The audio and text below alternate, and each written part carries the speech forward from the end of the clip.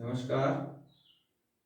ये हमारा अगला वीडियो क्लास 11th के लिए है और 11th में हमने काव्य खंड से आपको कबीरदास को पढ़ाया था और आज दूसरा अध्याय आपके सामने है काव्य खंड से मीराबाई यानी मीरा के पद।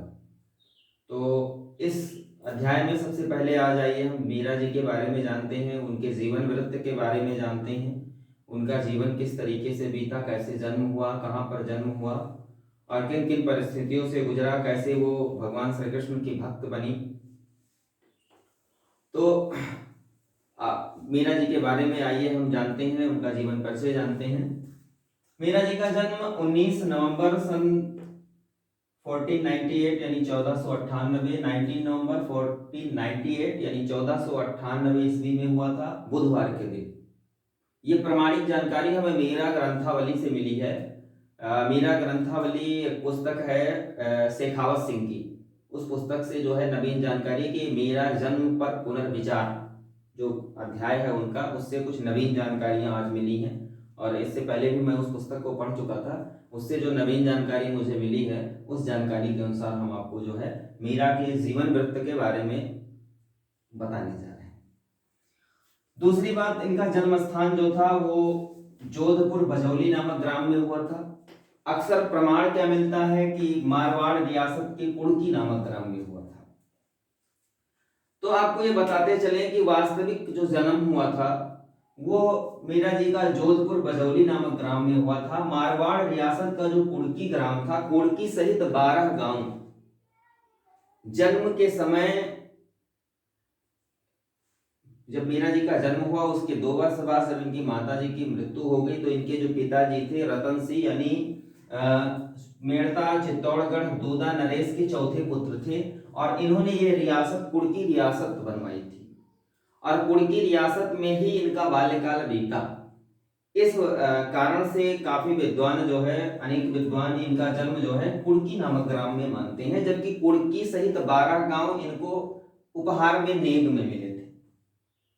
और आज भी कुड़की ग्राम में मीरा जी का मंदिर है जहां तुलसी के पौधे लगे हुए हैं, परिक्रमा स्थल है, लोग परिक्रमा करते हैं और वहां पर जो है मतलब वहां के जो वंशज हैं वो आज भी मीरा को उतना ही महत्व देते हैं।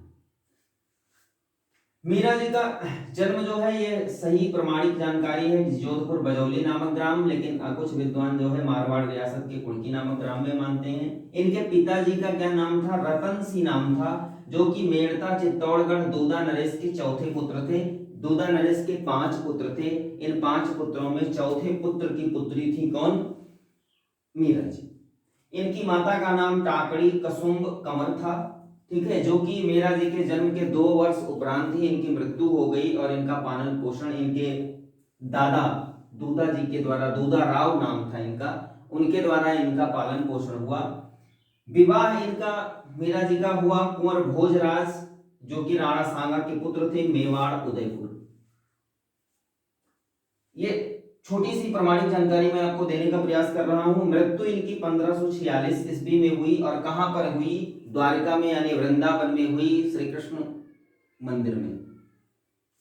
इनके जो प्रमुख रचनाएं हैं मीरा पदावली है, नरसी जीरो माहेरो, अस्फुट पद हैं, ये इनकी प्रमुख रचनाएं हैं। अब मीरा जी के बारे में एक जो जानकारी है कि ये कृष्ण काव्य धारा की कवित्री हैं और भगवान श्री कृष्ण की अनन्य भक्ता थी। एक ग्रंथ में जो है ग्रंथ के अनुसार यह मिलता है कि मीरा जी जो है वो पूर्व जन्म में भगवान श्री कृष्ण का जब जन्म हुआ था, यानी भगवान श्री कृष्ण ने जब मथुरा वृंदावन में गोकुल में जब बाल लीलाएं की, उस समय भगवान श्री कृष्ण की जो पट रानी थी राधा जी, ठीक है, राधा जी की जो सहेली थी, पूर्व जन्म में मीरा जी जो है वो राधा जी की सहेली थी और मन ही मन भगवान श्री कृष्ण के से प्रेम करती थी और उनको अपने पति के रूप में मन से ही स्वीकार कर लिया था।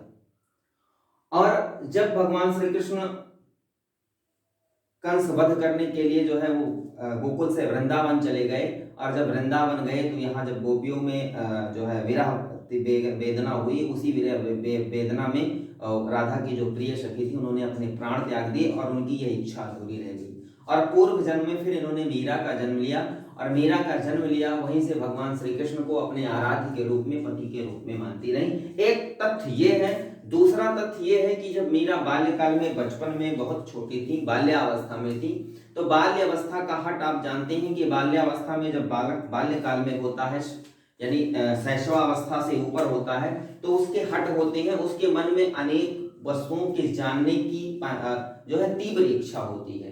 तीव्र इच्छा का तात्पर्य यह होता है कि ऐसा बाल मनोविज्ञान कहता है, चाइल्ड डेवलपमेंट जो सोशियोलॉजी है वो कहता है कि उसमें बालक की प्रश्न करने की जिज्ञासा ज्यादा होती है। हर वस्तुओं को वो पूछता है, ये क्या है, ये क्या है, ये कैसे होता है, ठीक है।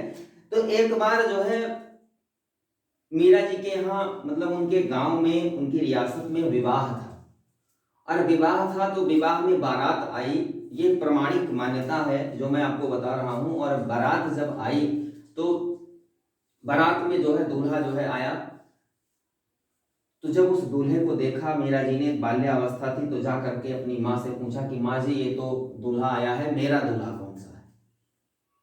और जब इस ऐसा बाल हटका ऐसा प्रश्न किया तो उनकी माँ ने कहा कि आपका दूल्हा भगवान श्री कृष्ण को बताया, कहा आपका दूल्हा भगवान श्री कृष्ण है।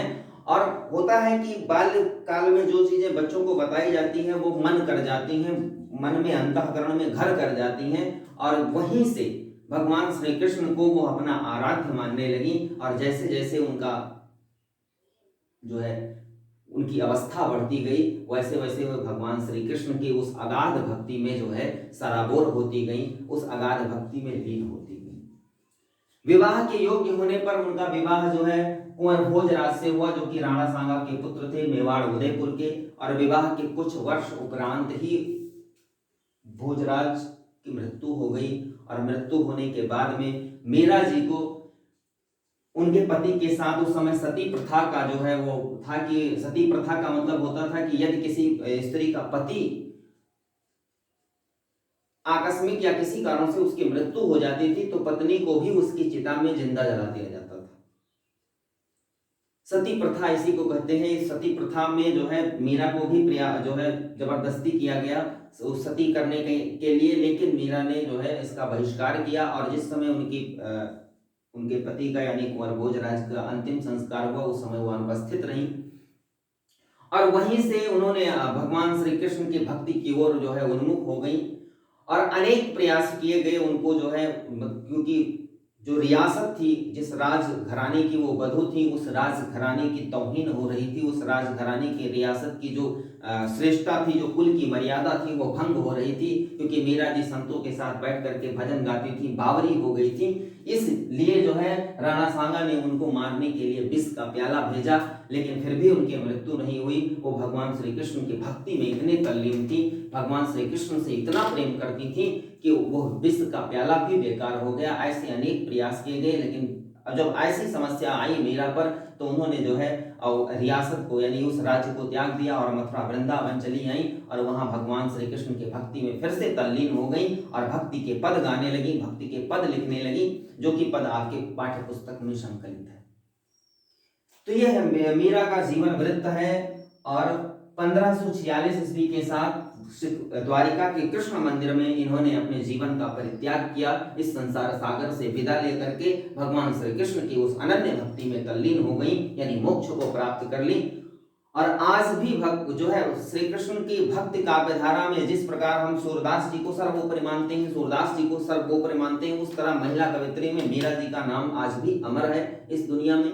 आज भी मीरा जी को भगवान श्री कृष्ण की उस प्रेमिका के रूप में किया जाता है कि जो भगवान श्री कृष्ण को साक्षात तो नहीं अपना सकी, लेकिन अपने अंतःकरण से, अपने मन से भगवान श्री कृष्ण को अपना आराध्य मानती थी, अपना पति मानती थी।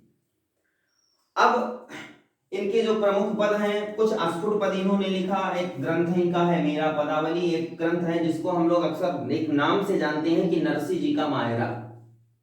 लेकिन नरसी जी का मायरा जो पुस्तक है उसका मूल नाम है नरसी जीरो माहेरो। यह जो है किस भाषा में है? राजस्थानी भाषा में है। जो लिखा हुआ है, जो शीर्षक है वो राजस्थानी भाषा में हुआ है, लेकिन हम लोग इसको हिंदी में जब अनुवादित करते हैं तो अक्सर कह देते हैं कि नरसी जी का मायरा। तो यह था मीरा का जीवन वृत्त। इस प्रकार से जो है मीरा आज भी भगवान श्री कृष्ण की यानी कृष्ण काव्य धारा की जो है प्रमुख कवयित्री हैं और प्रमुख कवयित्री के रूप में विख्यात हैं। इनके जो पद हमको पढ़ना है, पहला पद हम पढ़ेंगे जो पद है कि मेरे तो गिरधर गोपाल दूसरो न कोई। अब इस पद से ही आप समझ सकते हैं कि भगवान श्री कृष्ण के प्रति उनकी कितनी भक्ति थी, कितनी तल्लीनता थी, कितने जो है भाव विभोर थी, उनके अंतःकरण में भगवान श्री कृष्ण के प्रति कितना प्रेम था। यह उनके पद से ही आप जान सकते हैं कि पद में उन्होंने लिखा है कि मेरे तो गिरधर गोपाल दूसरो न कोई, जाके सिर मोर मुकुट मेरो पति सोई। यानी जिसके सिर पर वो मोर का मुकुट विद्यमान है, मोर का मुकुट जो अपने सिर पर धारण करते हैं, वह गिरधर गोपाल यानी उस गोवर्धन पर्वत को धारण करने वाले भगवान श्री कृष्ण ही मेरे पति हैं, मेरे आराध्य हैं, ऐसा उन्होंने पद में लिखा है। तो नेक्स्ट वीडियोज में हम आपको भगवान श्री कृष्ण के प्रति जो उन्होंने पद गाया है वो 2 पद आपके पाठ्य पुस्तक में संकलित हैं, उन दोनों पदों पर चर्चा करेंगे, व्याख्या करेंगे। तब तक आप इसको जो है एक बार समझ लीजिएगा, रिवाइज कर लीजिएगा। थैंक यू, धन्यवाद।